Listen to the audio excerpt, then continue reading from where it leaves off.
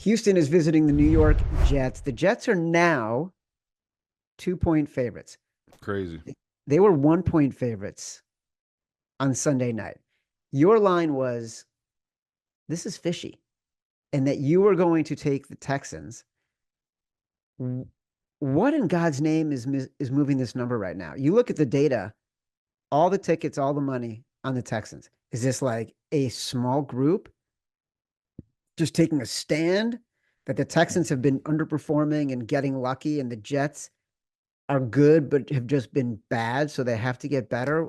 Why is this line going up? Yeah, I think it's a lot of stuff too. We're professionals. They like home teams on Thursday from the get go, right? Because there's no travel in a short week, especially where say what you want about the Colts, but that Houston game was pretty hard hitting, and now it's a short week where they have to travel. We saw it the week before, right, with the Vikings playing Detroit. It's tough when you play those grueling divisional games that are close to the end, and then you have to travel in 3 days to go play a football game. It is pretty crazy. So I'm not going to be. To me, it's just the books are trying to scare us off, Chad. That's what it feels like to me. They're trying to show that there's professional movement here, that professional money's coming in pretty heavy on this Jets team.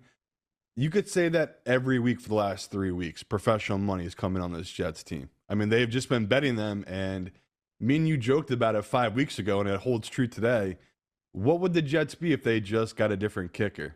Like, they've made all these crazy moves. At the end of the day, doesn't it really just come down to this kicker? I mean, it is football. It's such a simple game, and these teams try to make it so complicated. They need to do all these different things where it's like you're losing these games because of special teams. So, great. Keep moving the number. I'll be the public sucker here with everyone else. I mean, Thursdays have been really good to me this year. I think I'm 6-2 this year on Thursdays. And, usually if this was a Sunday game, I could be talking to the Jets because this is such a pros versus Joes game. But on Thursday, I mean, you talked about it. We throw that out the window. It's the public wins on Thursdays. It's the truth. So, like last week, people were like, oh, you just fading the Vikings because it's the public. And it was like, no, you're getting a really good number on a team that's getting healthy.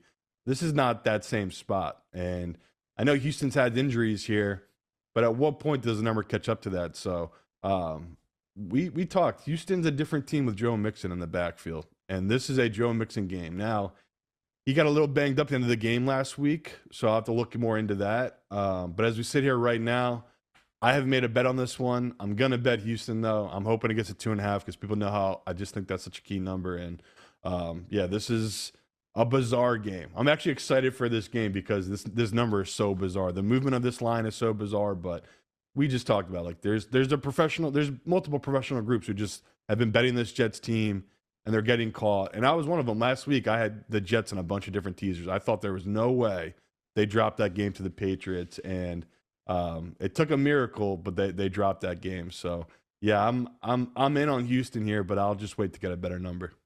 Yeah, it's interesting with these Thursday night games that what you would classify as the better team has been winning the games. Yeah. Because when you have less prep, the players who are better are the ones that you technically want to back.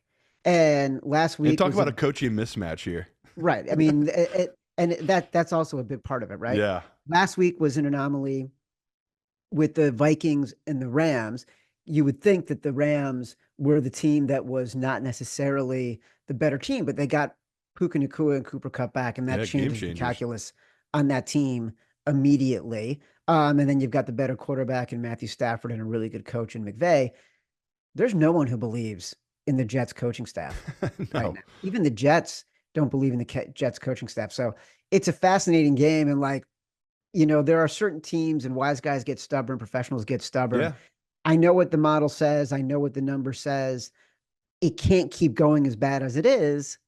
And yet it's going as bad as it is. So I don't mind it. I'm with you. I haven't bet it yet. I'm probably going to wait until game time like I did with the Rams last week. But you're having the same thing as me, though. It's such a fishy line. We don't even want to touch it yet because we don't understand what's happening. So yeah, we don't. I haven't heard enough.